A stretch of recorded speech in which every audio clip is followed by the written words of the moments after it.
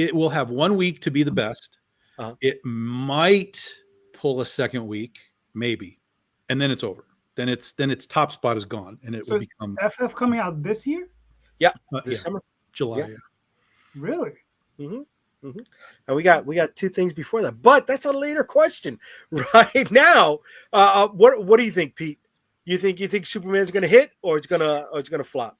You know, I've been pretty cynical about a lot of these, but I am pretty hyped for this one. Okay.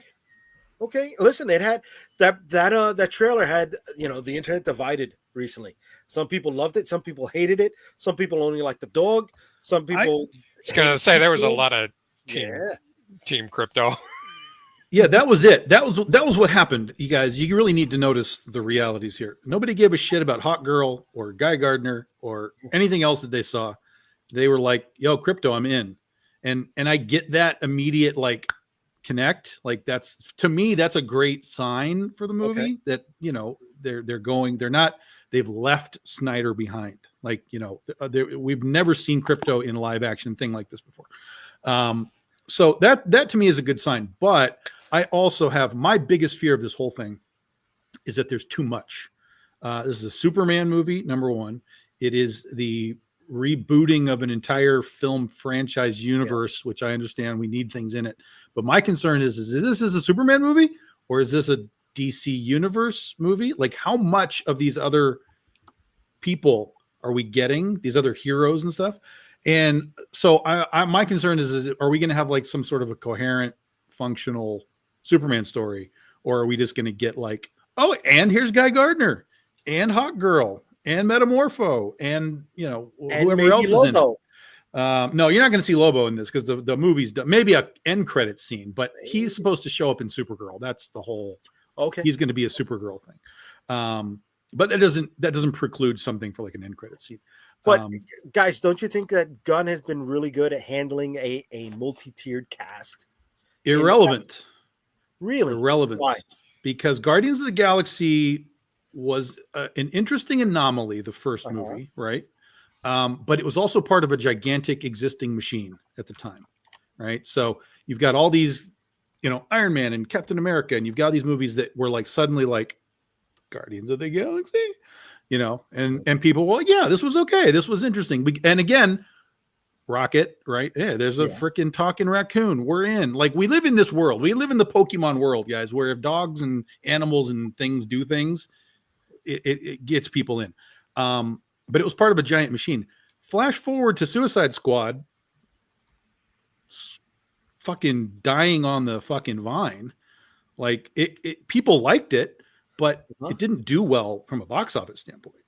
So Superman is obviously a better, level up from Suicide Squad, but his cachet didn't exactly carry over to Suicide Squad from a box office standpoint. Again, there's people that like it, but from a box office standpoint. But a storytelling standpoint, yes, I think he hit. I hated that movie. I mean, I hated that movie. I liked it. I really hate, even fucking Harley Quinn had nothing to do again. Jesus Christ. Look, Tom, I hate to disagree with you, but then don't. Because I will. Because the thing is that I bet on creators. Okay, he has a proven track record as a good creator. Whether you like that movie or not, it's still a solid film. You understand whether it did well or not in the theaters, it was still a solid film. A lot of people, I think more people enjoyed it than didn't. Okay, so I don't see any reason why Superman is going to be any different.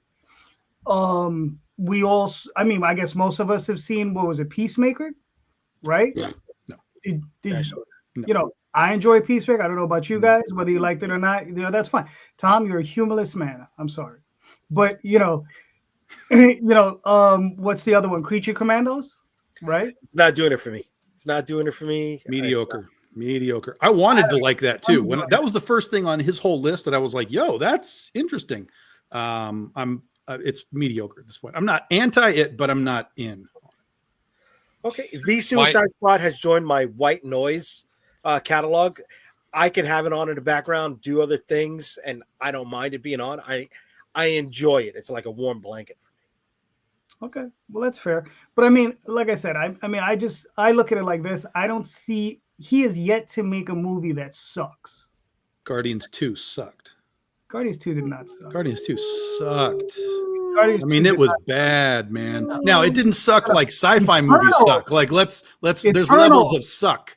Eternal sucked. Eternals sucked. Yes. Yes. Granted, I would watch Guardians 2 before I watch Eternals ever again. Yes. Yeah. But they're at the bottom of this. It's the bottom mid for me, right? Barely breaks the top 25 MCU flicks. Again, when I say movies are bad, I always throw this out too. Just because I say movie is bad doesn't mean there aren't good elements to it. Like Right. I can point out things in Guardians 2. I'm like, that was okay. This was okay. But Yeah. as a whole, as an umbrella, that's a low tier. That's a pretty low tier. My concern is kind of an obscure one, but it was like with Batman v Superman and some of the others. Like, I love all the graphic novels they base these on, but at last count, I think it was at 3 or 4 of the Superman graphic novels that it looks like they're pulling stuff from. And man, any one of these is a great story on its own. You don't need to Frankenstein together 10 different plots and make it work. Just do one and be exceptional. And that is what usually winds up killing it for me as a criticism, is that you done too much, man. And okay, a lot of movies. That's my thing, is too much. Yeah. Particularly in a starting point of this whole new stuff. We should be at least fair enough to say that, you know, we have yet to see the film. I mean, you know, he may actually make a good movie. We don't know. No one here is saying that it's bad. We're just giving our concerns as to, like, I don't know. Other people have mismanaged that process. So, all right. Before I move on to the next one, Superman, flop or success? Success. I think it'll be a mid success. I think I don't know that you're going to be looking at much beyond what the Snyder movies made. Now, obviously, there's inflation that we have to sort of take into account, but I don't think you're going to see $1 billion Superman movie. Ooh, okay. Calderon, flop or success? I think it's gonna be a success. Okay, I'm with you. All right. We're gonna come back to this at the end of the year, just so you know, guys. I love this. I'm looking forward to this. I'm looking forward to the Gunverse. I am. All right. Our second question for the night, and I want to thank everybody who's chiming in on the comments. I appreciate you all hanging out with us tonight. All right. Will Kickstarter ever have over 500 launches in 1 month? No. If they let people do more than one at a time, sure, they will crash the gates. Yeah, that's true. But under current rules and regulations, no, we haven't even really truly come close to 400 yet. Calderon, we've gotten into the 380s before, but it usually peters out pretty quickly after that. Where are you at? Yes or no? I hope not. It'll hit this year. Why not? Most of the stuff on there is garbage. I mean, let's just be frank. I mean, look, let's just hope not. I don't think that'll happen. But it is what it is. Okay. But that doesn't.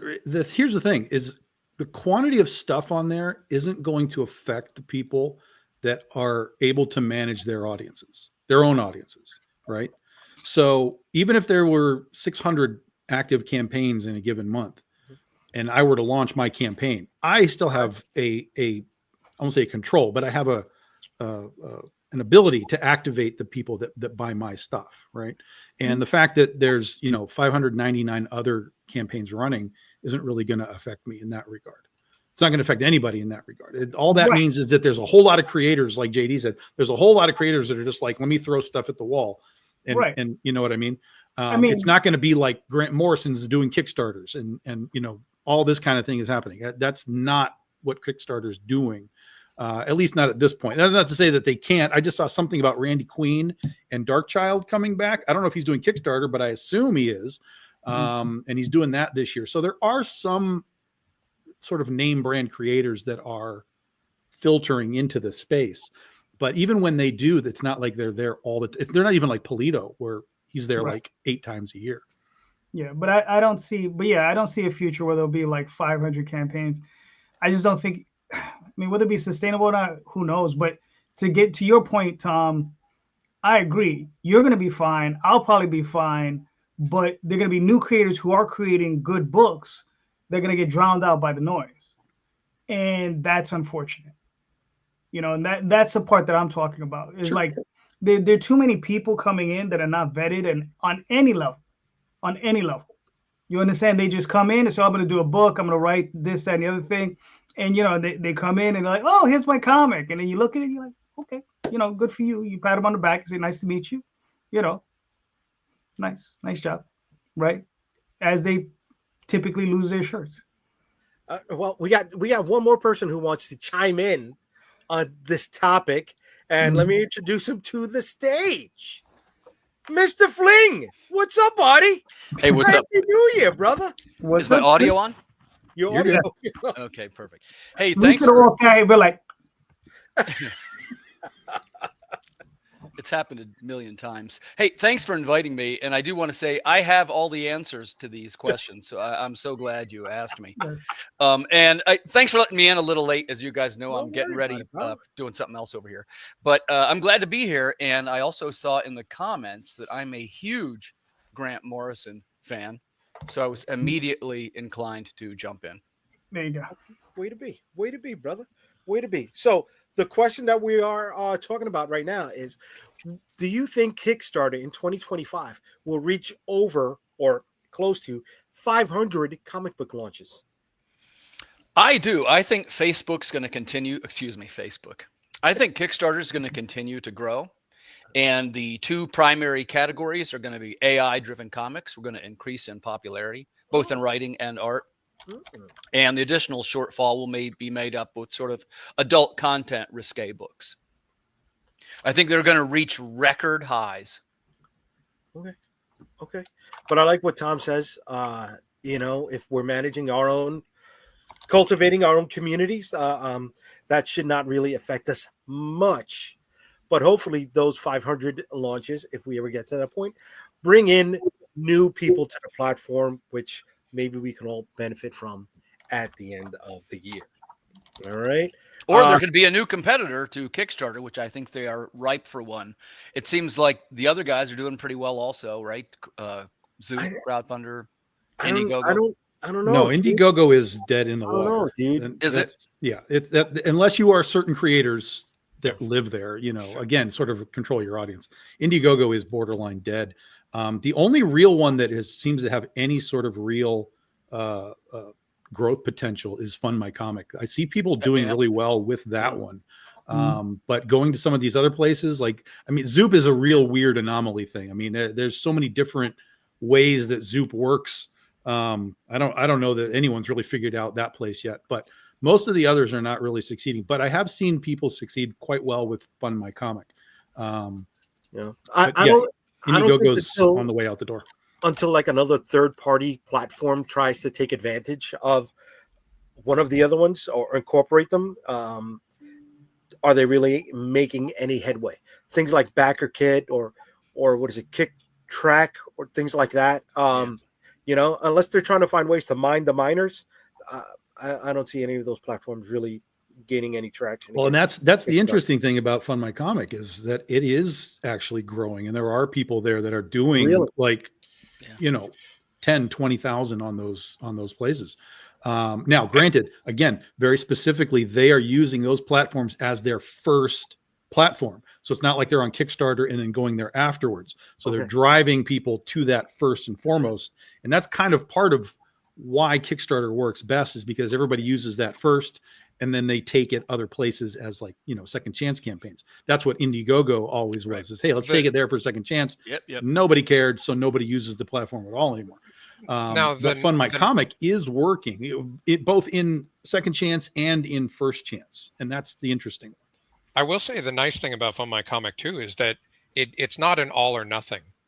You can have campaigns where it's like, I'll take what I get. Sure. Yeah. I think if Kickstarter let you pick, I think we'd hit 500 easy. I think that's the hook of Fund My Comic, though, right? It's already hit on a different platform, so you know the product is going to be made regardless of whether it hits a target number on that platform or not, right? You're going to get it. It's going to come in because it's already been funded. Mhm. It's a second time around the block platform. Sure. Yeah. Of course, you can use any of these for second chances, but most of that stuff doesn't succeed particularly well. Yeah, I but, mean, you know, again, IGG is one of those platforms where you have to bring an audience. If you're not bringing your own audience, it's going to be difficult to get traction over there. Now, wait a second. Hold on. I'm going to jump in right there, JD. Go ahead. That's a tough one because you say bring your own audience, and I'm not trolling you. In what way is that true? Because if you're on Kickstarter, well, you got to bring your own audience. If you're on Fund My That's not Comic, true. you don't think that's With true? Kickstarter, no. Kickstarter, for a long time, there are people, well, it's a little bit tougher now, but a few years ago, you could put up a campaign and if you put up a good campaign with a good graphic and you put up a good looking page, you will get people who just run across it as they go through the comic stuff, and they'll fund your book. And your statement is that innate The customer is not on does not, Indiegogo. right. no, IGG does not have the audience or the algorithm to support that. Right. And even just the search functions of Indiegogo, trying to find things. It is crappy. It's a really bad just design build. Yeah. So yes, you have to bring your audience wherever you go, of course. Yeah. Certainly. But Kickstarter is that site where there are just people floating around and looking at things. And people can I did a 24-hour campaign on the first. I launched it at 8:00 at night. It ended 8:00 last night. Among those almost 90 backers, even in that 24-hour period, I got 5 brand new backers to me, just out of the blue. Here's the thing. So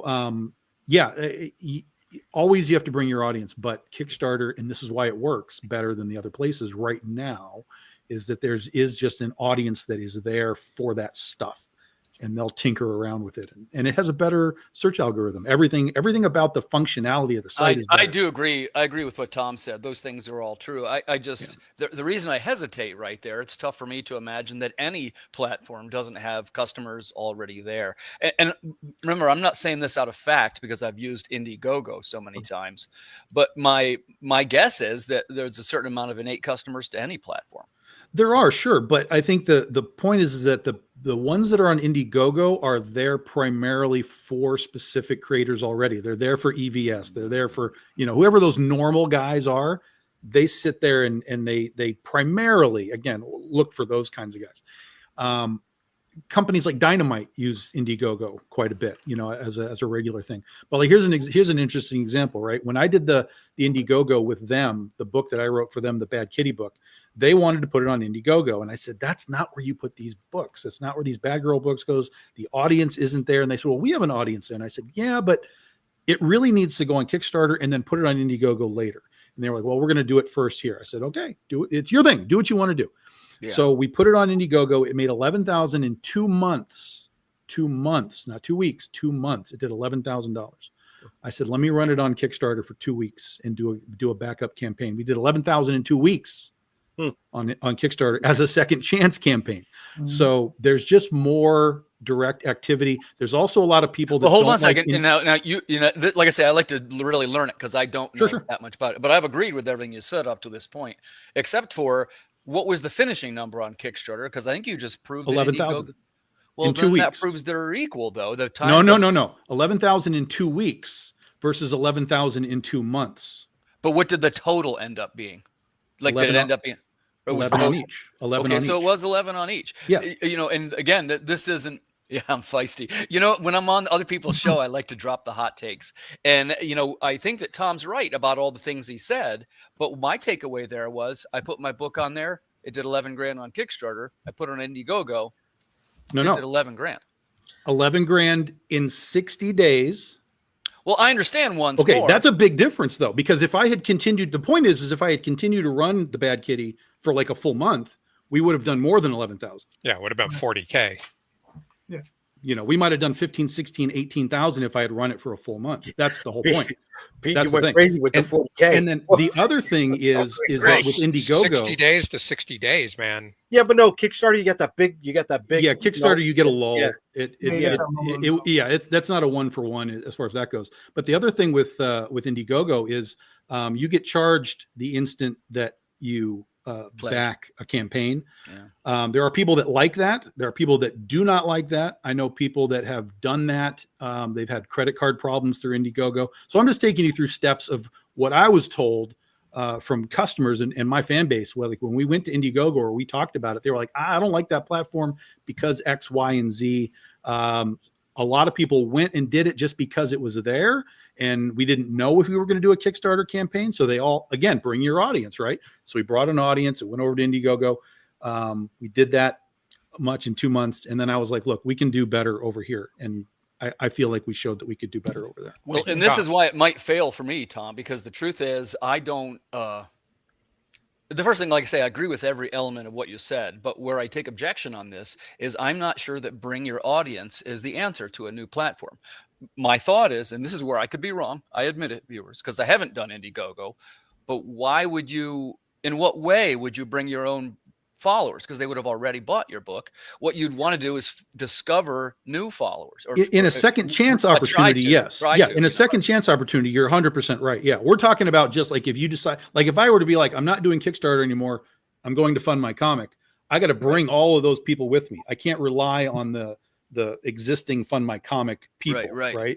But if you're doing a second chance, the whole point is to get it in front of different eyeballs. Yes, that is what you're right. That is my main thing. 100% you're right. Larry, if you got time, put your comment in why you say Indy no, because I do want to know why he wouldn't like it. My sense is he would do well. He and I are on. We talk about this all the time. He'll have the same answers that I just gave you. Yeah. And by the way, like I say, I'm learning it. This isn't me saying, hey, I definitely I'm not really sold on it, but I do. Well, the thing is that there's not really a reason to not try it, right? Right. But it's really all just ROI. How much time and effort are you putting into building this campaign versus, what are you going to get on the back end?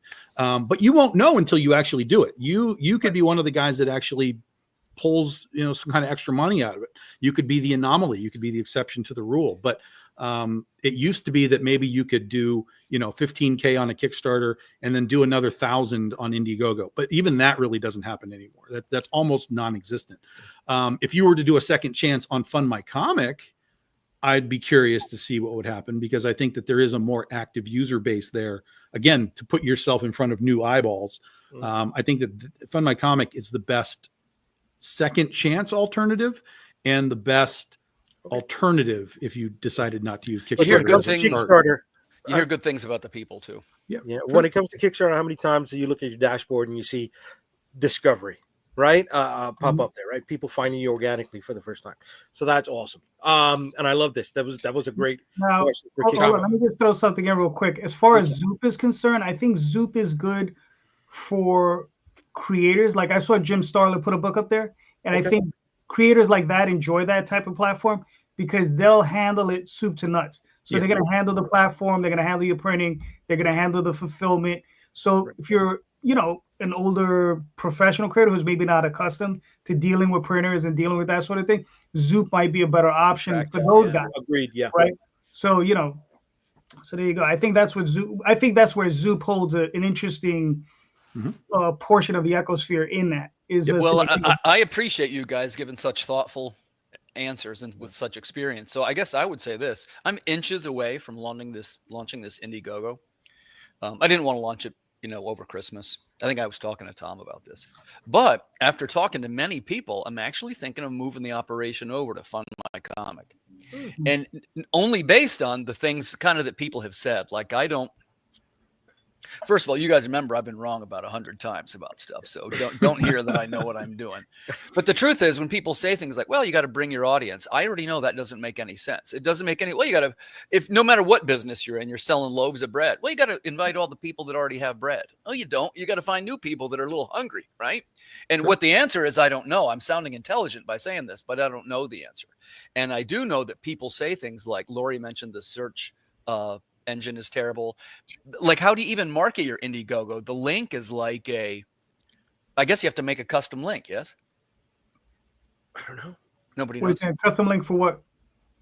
Can you make a custom link on Indiegogo? See, that's what I'm not sure. Have you I don't know. seen? I know they give you a link, but I don't know if you can make a custom link. I'm pretty sure you can. I know you can do the tiny URL thing. Yeah, usually you can redirect. shrink them into those tiny URL Yeah, things yeah. if you need to.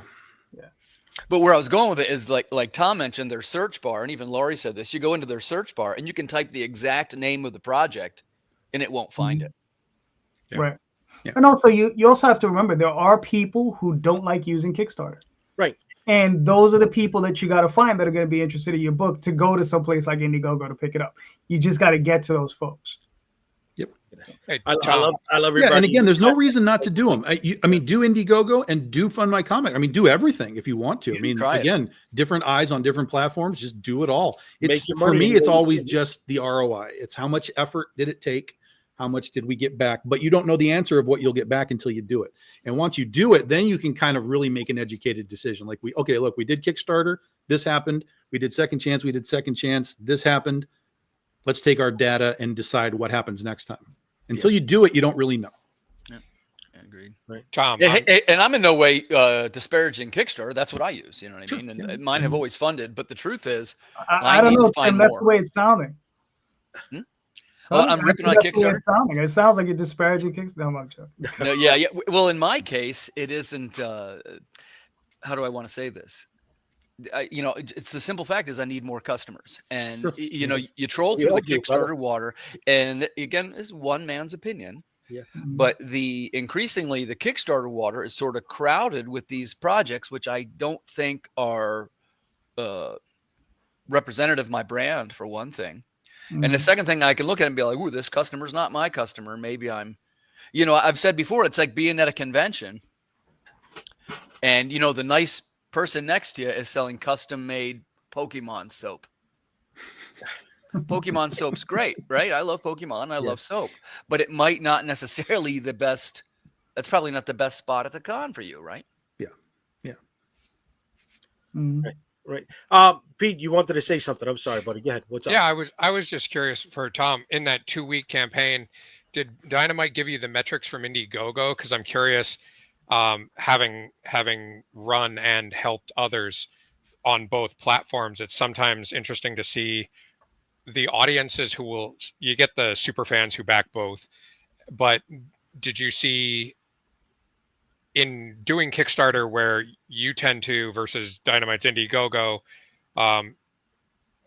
did the data show that they were completely different audiences, or did yours actually back both? That's a great question. I That's what I want to know. Yeah, I had a lot of my guys, because at the time, again, I didn't know if we were going to do a Kickstarter later. So I could only tell my guys, my fans, like, guys, I don't know what they're doing. This is what's happening right now. So if you want the book, you got to come get it. And so a lot of my fans just came in and got it. And I don't know how much of it was me versus them versus, the casuals. But then when we did the Second Chance campaign, we did nothing new. We offered no new items. We did get some guys who had bought a couple of things on Indiegogo. They bought a couple of more things on the Kickstarter. And then we also scooped up a lot of people that just didn't go to Indiegogo. They were like, "Oh, I'm so glad you're here because I didn't want to go do it over there." So they legitimately said, "No, I'm not going Indiegogo." And then they were excited when we went to Kickstarter. So, yeah. And it was enough to match in 2 weeks what we did in 2 months for them. So it's interesting. It was interesting. I do see with the Niobe comics, and I think even Laurie kind of said some too. It's nice having the add-ons to let people customize their stuff. Of course. I do find that the upsell stuff really helps too, and none of the 100%. other guys really offer that, where it's like, Well, I'm gonna back this, but I also want a freaking custom sketch or a pin. But also remember that back in the day, Kickstarter didn't have add-ons either. We had to do a workaround for that. We had to tell people, if you want 2 things, just add extra money, and then tell me what you bought later on, and we'll make it work. So, and I think Indiegogo does have add-ons now. I put my add-ons in. I didn't do run they? it. I didn't run it yet to see if they work, but they have an add-on section. And Yep. what I did is, it's the graphic novel is the campaign, but your add-ons are the floppies, because sometimes people might want a floppy. I hope. yeah, Indiegogo definitely does. I don't think they call it add-ons, but it's like perks or some Yeah, other. it's been there for a term while or though, something. because I remember I did one. It was there from the beginning. Yeah. It was there from the beginning. Was They're it? the ones that started it, and then everybody was complaining on Kickstarter. Why aren't you like Indiegogo? Why don't you have this? The other thing that Indiegogo has that I would like to see go to Kickstarter is where you can move your levels. You can move the levels, like you know how when you have the set graphic, if you don't put it in a certain like You could pin it in a certain section because you want right, to. you yeah. can move it around. Yeah. Oh, I didn't Yeah. know you could do that. What do you mean by that, JD? I didn't quite follow. So okay, so let's say like my current campaign, I have cover A, cover B, cover C, cover D. If I do cover A, B, C, right, and then I do cover E because I'm waiting on cover, or I put in cover E instead of cover D, and then I put in cover D. I can't move those. You know what I mean? I can't switch them. Yeah. Biggest So pet peeve ever. Right. Well, So, Kickstarter yeah. goes by dollar amount, right? Dollar. Well, no, yeah. no. You have the dollar amount, but also by the order you put it in. So if you have, let's say, 10 levels that are $25 and is A through whatever, right? You can't move them around. Right, it's alphabetized. Right, it's the Yeah. next one in feeds into the bottom of that. Exactly. But if you wanted to move I them want to put around, my $100 one right there at the top. You can't do that. exactly. Right. Okay. Yeah. All right. Question number 3 for the night, guys. We're rocking and rolling here. All right, let's go. Question number 3: Will ICV2 ever launch their ordering distribution platform? I know it's something that we've been speaking about for quite a while now. It's something that was announced. I mean, last February. if they are even remotely close, they need to be doing it like right now because distribution is chaos right now Yeah, it's a mess. with Diamond and with Lunar. I mean, it's chaos, absolute chaos. So the door is wide open for them to make this attempt if they're even close to having whatever it is that they need to have done. But I would say. I would say that probably by the end of the year, you'll probably hear them talk about, "Hey, we're getting close again." That would be my thought process. But yeah, distribution is the worst right now. I can't even comprehend how bad it is for retailers. So somebody hopefully can come and help. But ICV2, Larry, is Milton Greep. He owned Capital City Distribution years ago. He took that money. He ended up opening ICV2. That website records, talks about stuff that goes on in the business, mostly about gaming and wider sales within the industry at large. And yeah, they have the guys that develop the Diamond Top 300 and all that kind of stuff. Right. So last year he had talked about opening up a platform through ICV2, the website, where independent comic books could post and sell through them to other shops. Is it going to hit? I don't know. We were when hoping we were in. Are we going around in a circle? Well, yeah, let's go. Okay. Good. When we went to the Comics Pro event in 2024, which is primarily for retailers and publishers, right? But it's a great thing to go to if you're a creator because you can talk right to the publishers, like you can sit down and go over this stuff. And first of all, everybody's very fired up about new retail ordering systems, and they need to be. It's like Tom said, it's right now it's potentially the worst that it's ever been. Like last week, wasn't there Okay, so the one warehouse closed, right? So last week the shipment didn't go at all, is my understanding. They're still being delayed. Yeah. As of today, shops still hadn't gotten their books by 12 o'clock. Depending on where they stand in the UPS distribution system route, whatever it is. But a lot of shops had not gotten it, and we understand the delay from Wednesday because of the holiday, but now Thursday and Friday they still haven't gotten it. It's hurting a lot of local comic shops. But my prediction is, especially after talking to these guys at Comics Pro, is that first of all, Diamond's going to be fine because you notice they're leaning hard into the toys, which is it's the most profitable segment. They're doing the Funko Pops and Diamond Select. They're like really high end PVC. They're not quite statues; they're really high end action figures. And like I say, these are $50, $60 action figures, so you got a nice price point. It's certainly much better than They're probably doing better with the toys than they were with the books. Yeah, but So what we margin need- isn't high on toys. That's What's the that? thing. Margin isn't high on toys either. Well, it's a They're good looking shot at- higher they're than a looking at comic 20 book. Well, they're looking at 25%, maybe. That's a good spot, right? Most businesses can't survive with under a 20% margin. So, with comic books, you're looking at anywhere between 20 to 40%, right? For the shops. So, is it the higher price point that's more attractive than the lower price point on a comic book? Probably. And Well, yeah, Diamond's always asked for higher price points on stuff. Always. And They it's wanted higher probably price a points. faster sell through with the toys. Yeah. And you're ordering by case, whereas, comic books you're ordering by unit. Right. Well, and where I was going with that, what needs to happen, what is most likely to happen, you're going to see one of the distributors pair up with another. It's going to be there's going to be a new Diamond. There has to be.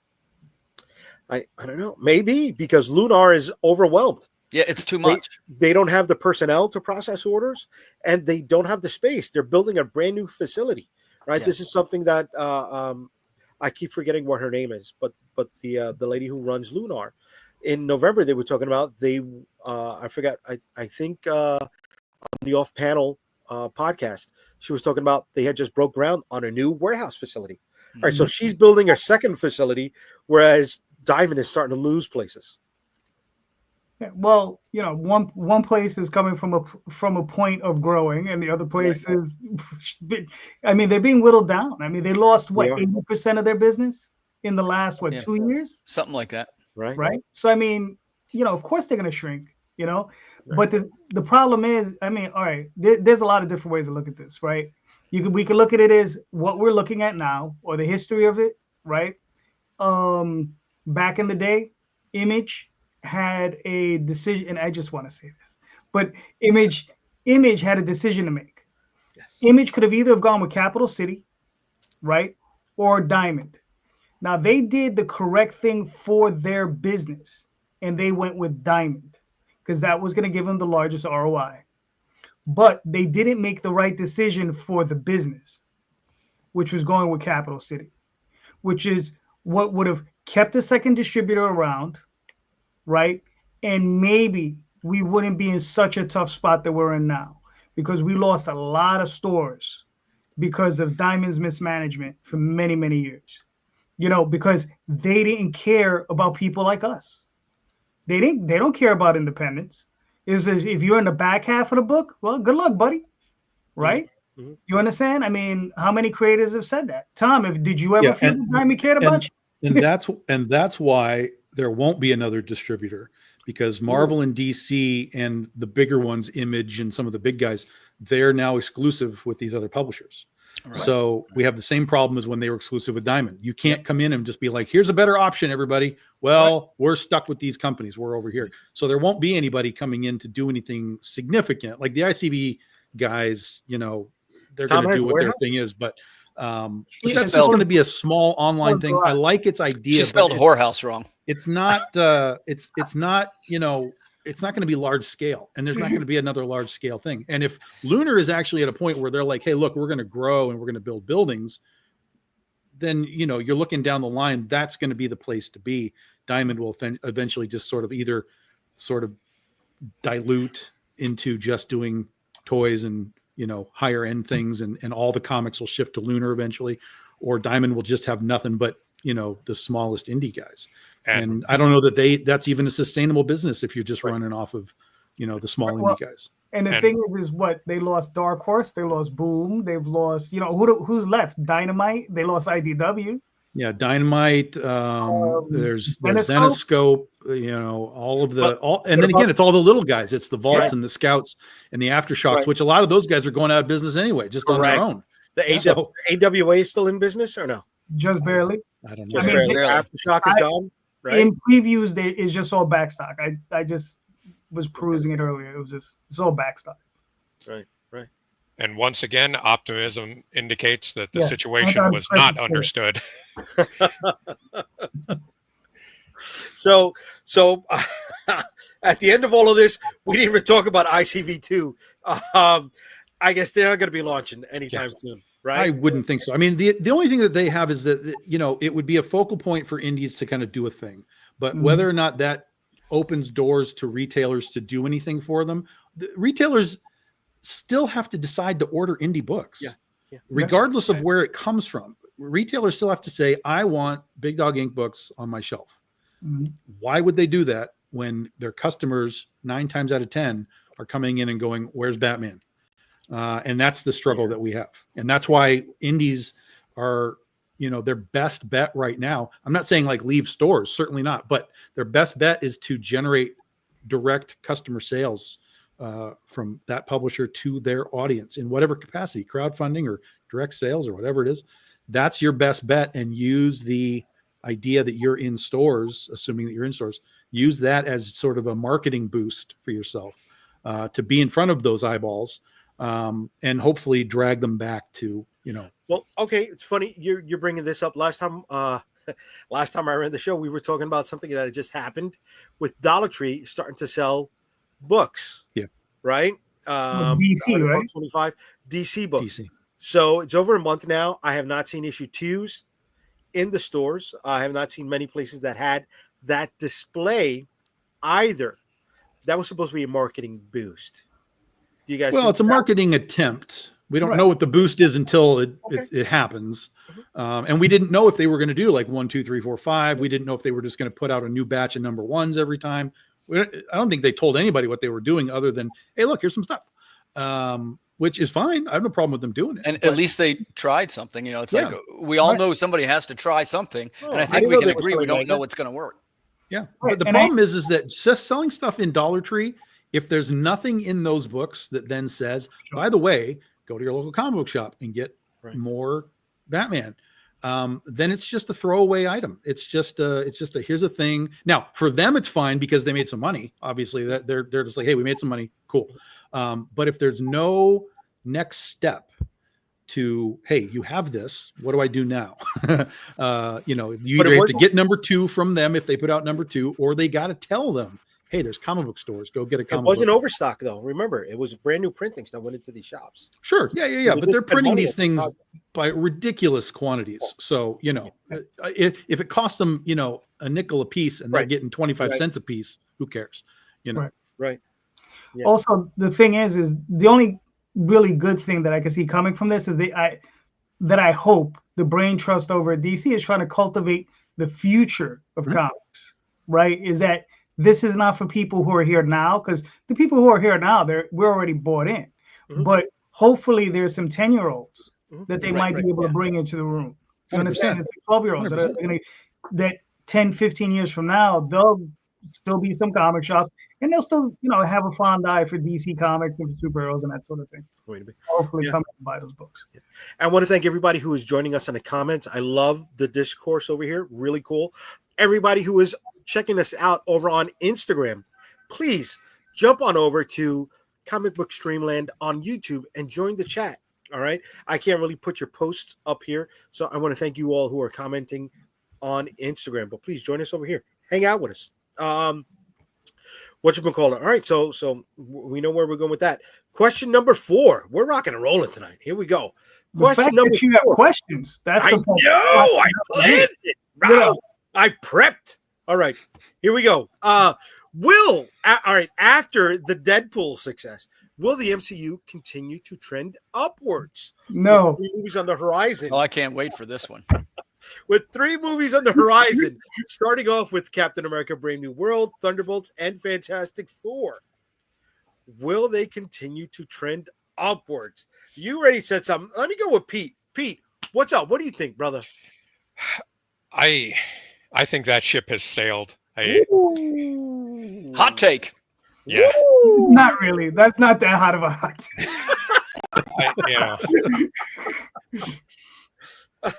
Yeah, it's right. I don't know that, again, I don't think that it's like it.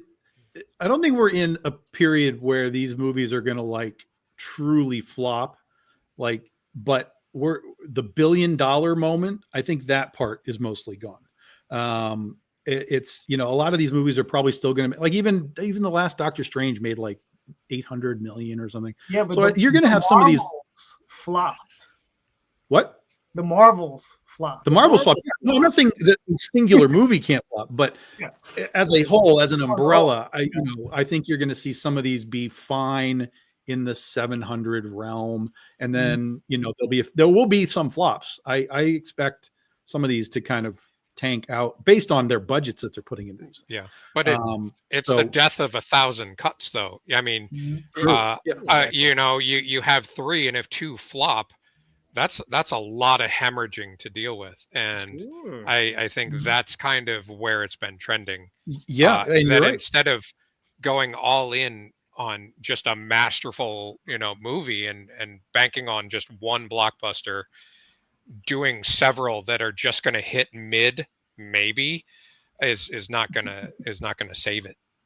Well, yeah, I mean, even Disney, they had that whole thing a few years ago where they were like, look, we're going to do like maybe 3 movies a year and maybe like 2 TV shows a year. And like, that's what we're doing. They got Daredevil coming out. David said this in the chat also, right? But I wasn't really counting on that bringing in the dollars that hopefully these 3 movies would, right? Will they get back to what they used to be?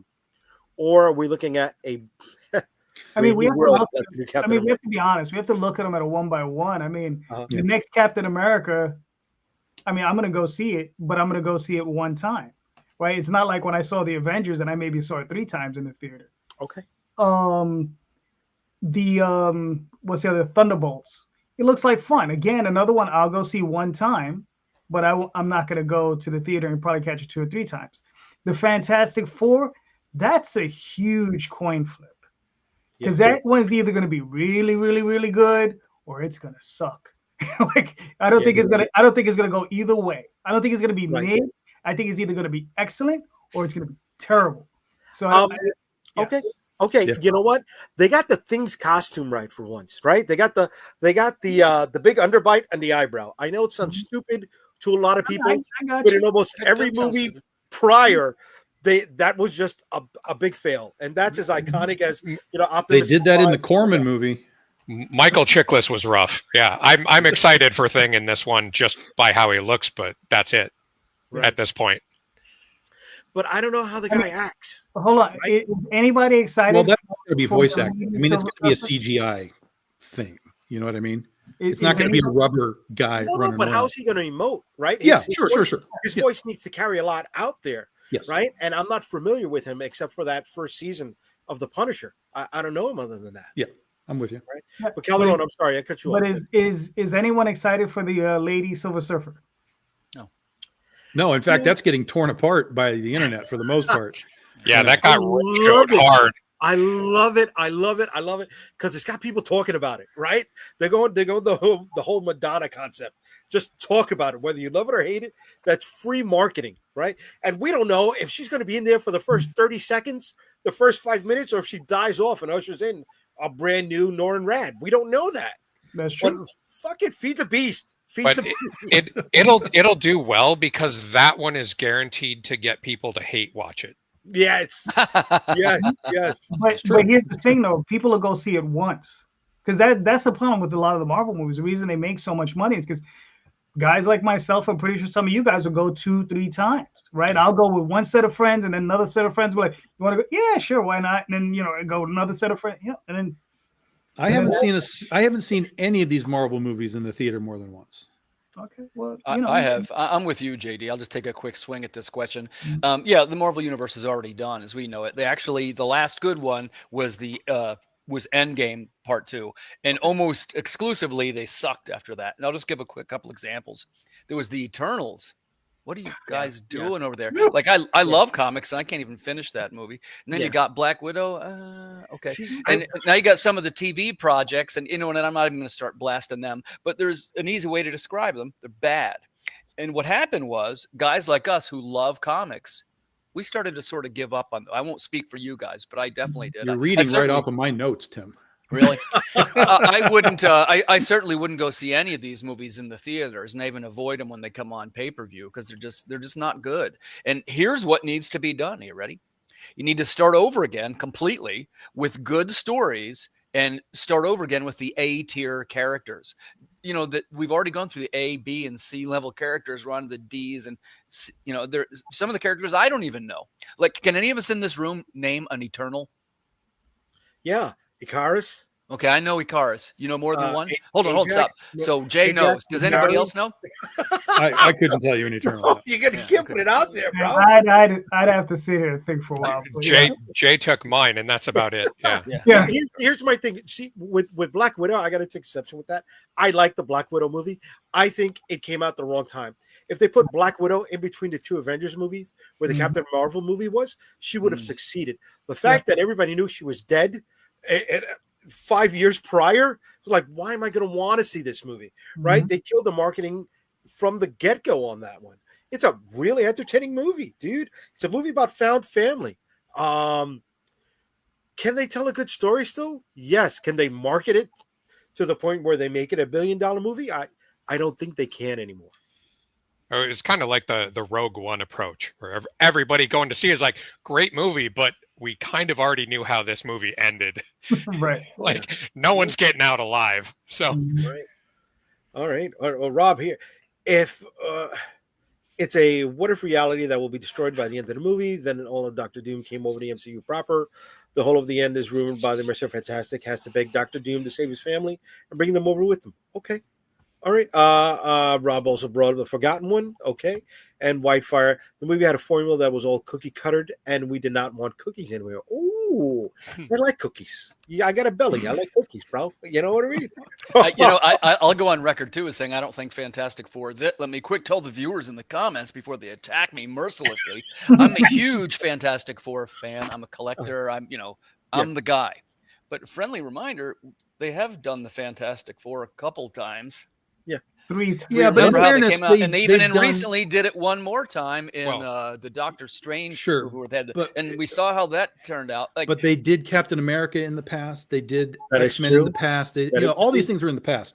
So when all this stuff suddenly became Marvel style, Kevin Feige style, everything elevated. So I don't necessarily agree with you. I think fantastic. Like Jay just said, I think it's either going to be an absolute pancake, or it could be sort of the next rebirth of what could come if they really are putting time into this. If they have a story that makes sense for what this is, it's all pretty weird to me because it's not 616 Marvel. It's like a weird alternate parallel thing to start with. So that kind of makes me kind of weird about it. But sometimes that's okay. That's what I'm saying. It could be. So this is either going, I think Jay is right. It's either going to pancake or it's going to be a good starting launching point for, whatever these other things are. And then of course we know that the Avengers movies are coming, the Doom thing with Robert Downey Jr., which I still can't understand what the hell's going on there. Iron Man reboot. I mean, something's going on, right? which we're not privy to. So we're all just guessing on all this. But, the Fantastic Four stuff is going to roll into the Avengers stuff. So there's going to be a while where we have sort of this Deadpool Wolverine construct where all of these crossovers are still going to be happening.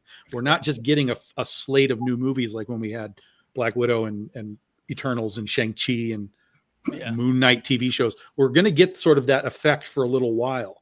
How much of that effect, I don't know. How much it will last, I don't know. But there's really not a lot. If you look at their slate of films, there's not a lot that isn't connecting directly back to the things that worked for billion-dollar films. Right. And they may have realized that. They may have just said, look, we gotta go. This is what Marvel Comics has become. It's become every year there's just this gigantic event thing. Let's slam an event together, slam an event together, slam an event together. So it's almost like the movies have become, well, let's do Inferno this year. Let's do Atlantis and Cax this year. Let's do Executioner's Story this year. And then don't forget, guys, at some point, the X-Men are going to make their appearance. Right. They haven't gotten to that point yet. Another stepping stone for this stuff to move forward. And to go back, Tim, earlier you said, they're getting to the A, B, C, D characters. We see it differently, but mainstream at large, when they saw Iron Man come out as their lead film, to the mainstream at large, that was a C character. Yeah. Right? He was not a top tier character for them. And look what they turned that into. I'm not sure I agree. Iron Man was an Avenger. In what way was he not an A tier? Oh, you can look at based on comic sales at the time, like Iron Man was not the guy. Yeah, and Peter was talking about the reboot. The if we got a reboot of him, there was the Crossing where they gave us the 18-year-old Tony Stark. No, I hope we don't get that kind of reboot, right? But when the Hollywood trades, right, whether it was the Hollywood Reporter or I forget what the other trade magazine is that has a big name, when they were talking about the first Iron Man coming out, they were talking about Marvel ushering out the D line or the C line, not the top tier characters. They were talking about how they had already been franchised out: Spider-Man, the X-Men, Fantastic Four. Yeah, I think that's what you had to think about, right? Is all the stuff that got franchised away. That's what people wanted. That's the stuff that was selling: Spider-Man, X-Men, Hulk. That's the stuff that was working.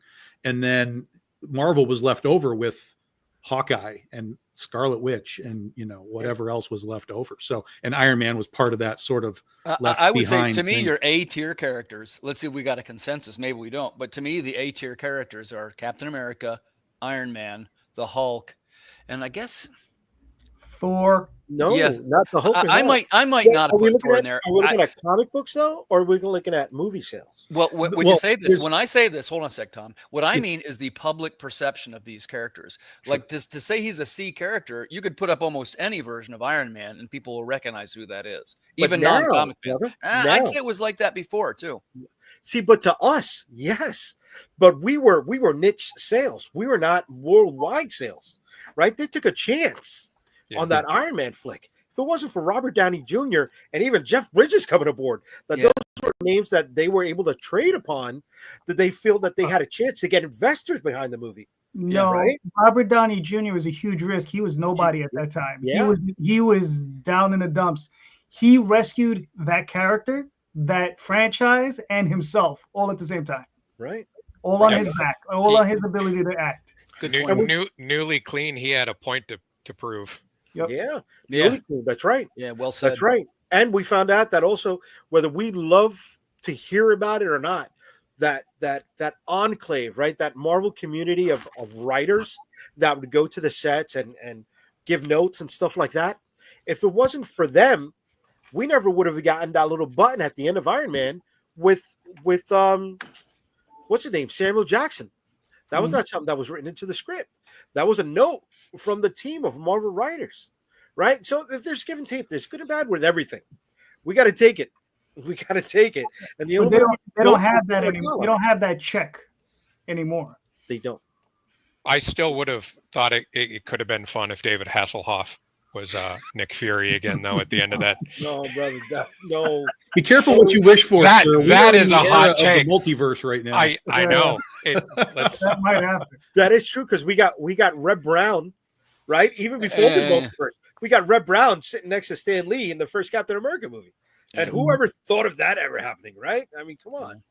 Right? I know a lot of people. Thank you, Tim, for nodding. I appreciate that. A lot of people are like, but I'm also a fan of the 80s TV where it's like, yeah, I would have been fine with a Hulk meets Thor storyline as well. You know, right. Like with what was it, Rex Mason? What was the actor's name that he did? The beginning of where I love to share this. The beginning of where the Marvel universe started to go sideways, there were some indicators. And one of them was the way that they were handling Thor. Look, I get it that a little bit of humor sells Marvel movies. I love humorous movies too. I liked Guardians of the Galaxy for that reason. But then it was like they kind of pulled the gloves off and said, man, let's go right to 100 on the ridiculous scale. Like the Love and Thunder movie is almost kind of hard to sit through. Yeah, and if you're a Thor fan, you look, even Ragnarok, people say how much they love Ragnarok. It's best in small doses, but it's not as funny as it's trying to be. And many times they just go off the tracks into ridiculous. Well, even Hemsworth said about Love and Thunder that they did too much. They tried to make it too fun. They totally lost course. And if that guy, that's like Mark Hamill telling you that Luke Skywalker isn't right. You probably should listen to what's going on if your actors are like, slow it down. But I guess the flip side of this coin, and I don't want to take your question, Jay, but I wanted to make a quick reference to. Go ahead, bro. I think there's a strength to characters that are in standalone universes. And I think that, especially if you're a writer, you're best to promote it that way at the beginning and have it grow organically, which is something they did great in the Marvel universe, because the connective tissue tended to take the form of these little segues at the end where the what they call now an end credit scene. Mhm. But the ones that stand alone, I'm going to use the example of this new Superman trailer. I thought it looked great. And one of the things that I liked about it was the fact that when they asked him questions, he was like, no, it's not a setup for the Justice League. Now, there are some other characters in the trailer, Right. but my sense is they don't have too prominent of a role. And I would think that would strengthen it. Like, I like the fact that it's in its own universe and Mhm. maybe not trying to be more than that. My question would be, Jay, do you agree with that? Is a one-shot movie better? If you want to make money, no. Right? The trilogy is what's going to bring the bucks in there, bro. Right?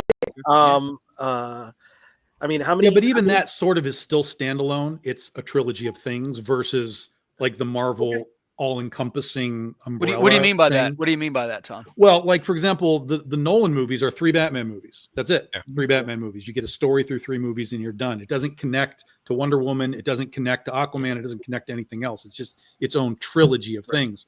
But now we have like the Batman, right? The Matt Reeves, the Batman. That again is its own thing. There's going to be a second one coming, obviously, but that's its own thing. It doesn't connect to the new Superman. It doesn't connect to crypto. At least not at this point. It doesn't. So it's its own entity in its thing. But the weird part is for me is that I feel like, and this maybe is a plus and a minus thing, is that Marvel trained people to want the next thing. Yes. They were ending on cliffhangers. They were ending on end credit scenes and saying, guess what's next, guys? Go see Thor. Guess what's next, guys? Go see the Hulk. Guess what's next, guys? Go see this. And they trained the audience to want all of it. Right. And then when it all culminated with Endgame, they changed the rules. Hey, go see Black Widow. It has nothing to do with anything. Hey, go see Shang-Chi. It has nothing to do with anything. Go see the Eternals. It has nothing to do, or very little to do with anything. Here's all of our TV shows. They barely have anything to do with anything. So yes, they kind of mention and talk, but the original flow, everything was escalation to Infinity War. It all had a point. Whereas all this stuff is just this scattered weirdness. And so when you're done with it, there's nothing that tells you, now that you're done, go watch She-Hulk, right? Like it doesn't work like that. So we have this weird thing where they're trying to do these sort of individual things in a way, but it's almost being rejected because it doesn't have the connectivity that those movies had through a decade of time. Yeah. But to that point, I will say the one thing that started out as fun and then kind of really became not fun was the let's make everyone in the universe together. So it's like, guys, did you know that the Smurfs exist in Captain America and they're totally canon? And it got too expansive to where it's like, do Avengers, fine, but don't throw in everybody else and even in properties that never even came close. And my fear with some of the coming movies, and kind of going to Tim's point, is my fear is they're going to pull some James Cameron Terminator shenanigans and be like, okay, through the multiverse or, multi dimensions or time travel or whatever, none of that other shit happened. And here's everybody undead. And we can just forget that we had some bad movies. See, but the other side, Pete, the other side of that coin is you get the Hellboy movies leading into the Academy Award winning Shape of Water, right? With the Ape Sapien and the director spinning off that whole franchise. So, I mean, you got that bad side and then you got that good side. And it would have been great to have in that movie the RPD just crash the house and kill everyone.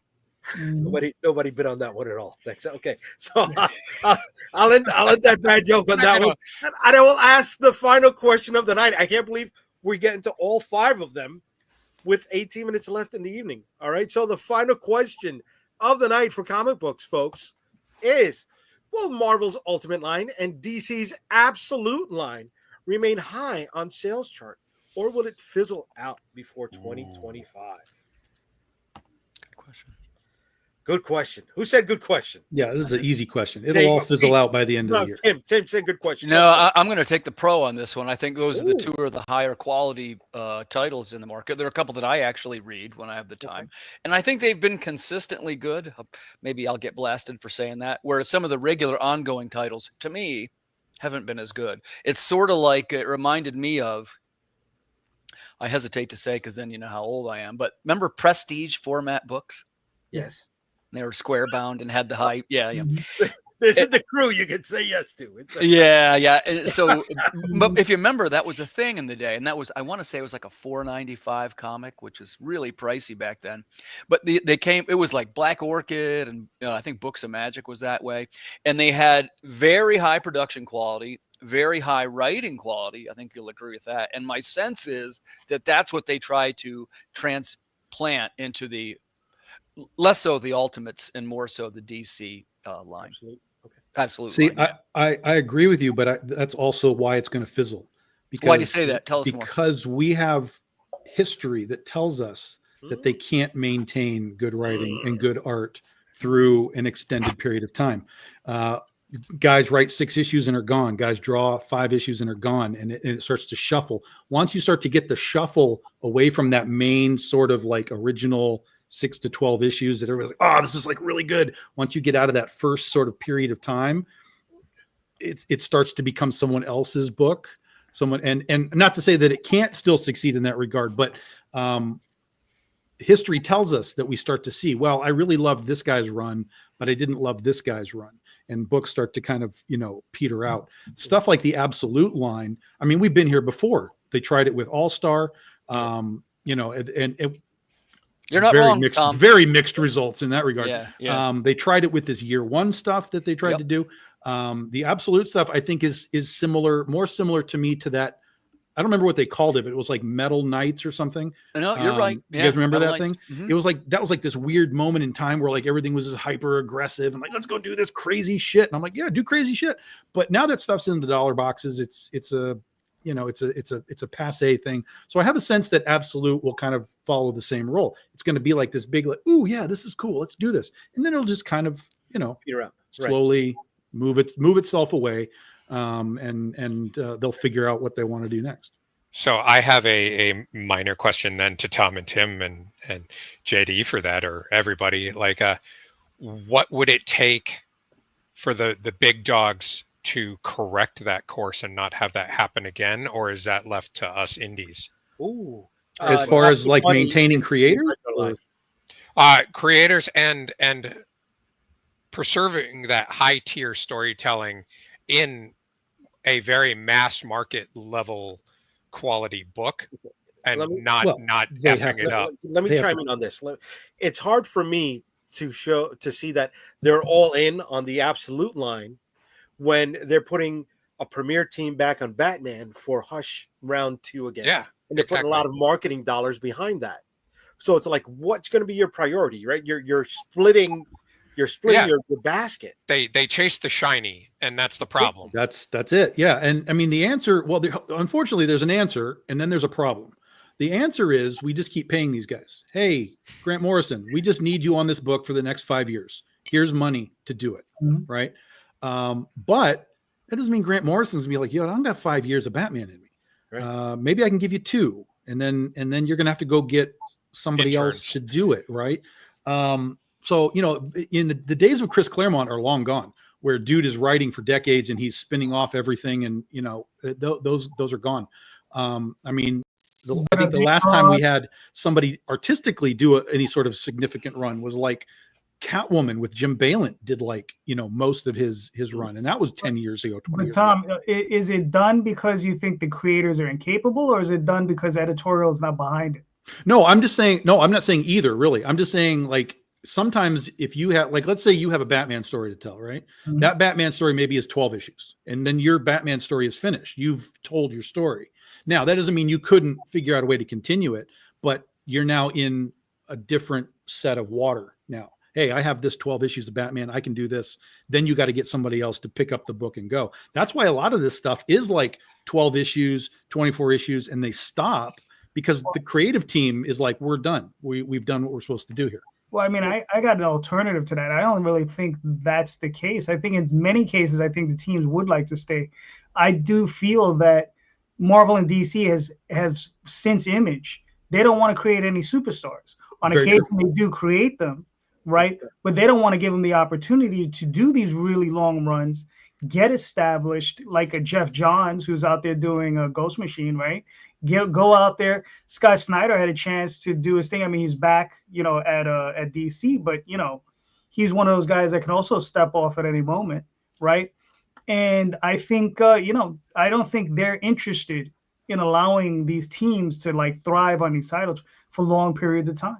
But So like another- an engineered obsolescence where we've built in that we're going to crush you before you get too big. it's I mean, not just that. what was the last? Cameron. What was the last Todd McFarlane or Rob Liefeld or Jim Lee that we've really seen, right? Like, Right. there's some names out there that are good as they're great artists, right? Nick Dragotta, But right? The guy who's doing the Calderon, Batman book. sorry, Calderon, you mentioned this the other day in a phone call that we had with each other. And it's not only are they not allowing these people to develop and become superstars, they don't want to make that. The other companies, they see that.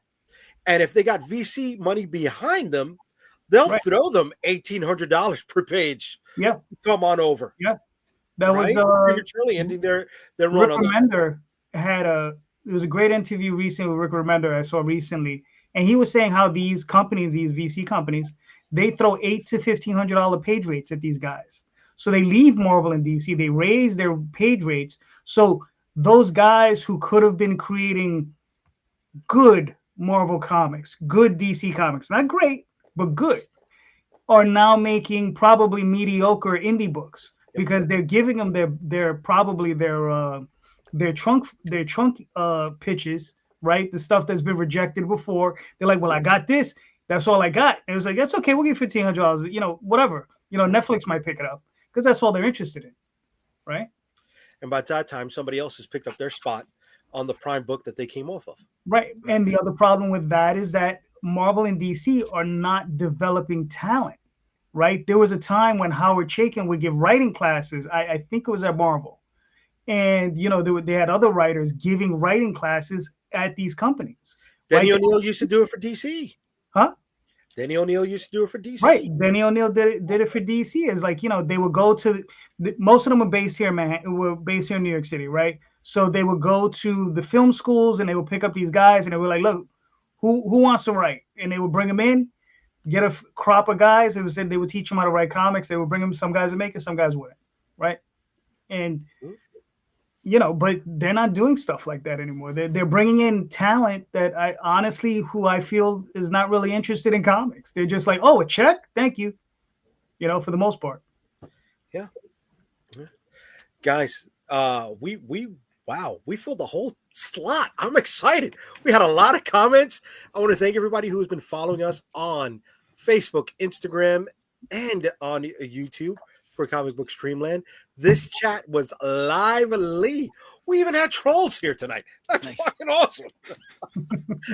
Yeah, I got to reply to that guy who needed my social security number for some reason. I'm going to try to catch him once we get off. I would always say to that guy, you first.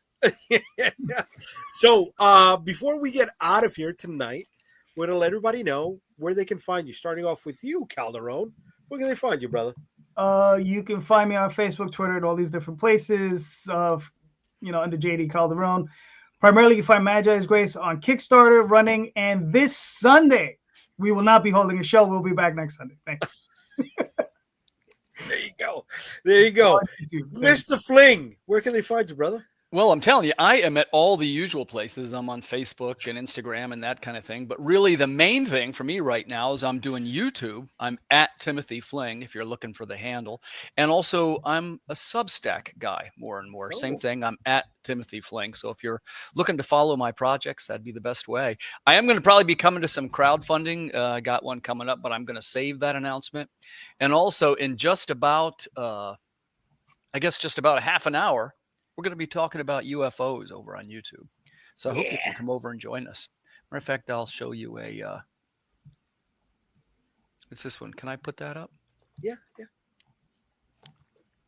If one of you guys would like to come over and join me too, I got to cancel. So I'll say it to Jay first, but that's going to be an hour-long podcast. We're going to look at the Saucony UFO photograph, and we're going to try and determine if it's a hoax or not. Some of the authorities are telling you it's a malfunctioning weather balloon.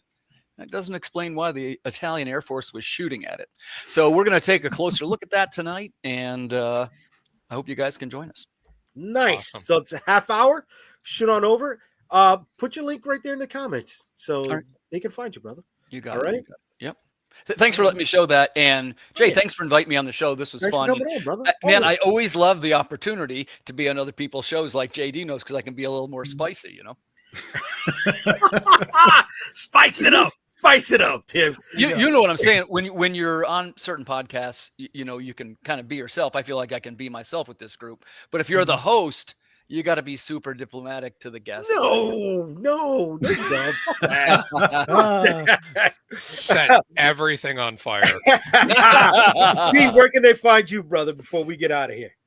Well, I normally would say, download Tor and find me on the dark web, but comicerpress.com, Comicer LLC on all the socials. And yeah, thanks for having me on again. It's fun and always a blast hanging with you gents. All right. Nice to meet you, Pete. Yep, Yeah, nice you as to well. meet you. Tom, where can they find you, brother? Facebook, interwebs, bigdoginc.com, Kickstarter, all of the places. We are everywhere. We'll be doing our critter launch on January 18th. We just did a 24-hour Kickstarter on the 1st, which was a big success. So if you guys missed out on that, don't worry. We'll be back on the 18th with more. Way to be. And for anybody looking for Tim's link, it's right there in the comments. Thank you all for hanging out with us on YouTube, on Facebook, and on Instagram. I appreciate the time you gave us, and this was a great way to start off the year. Catch us next week, Friday, 8 p.m. Comic Book Streamland. Good night, everybody. Good night, Good night. everyone. Thank you.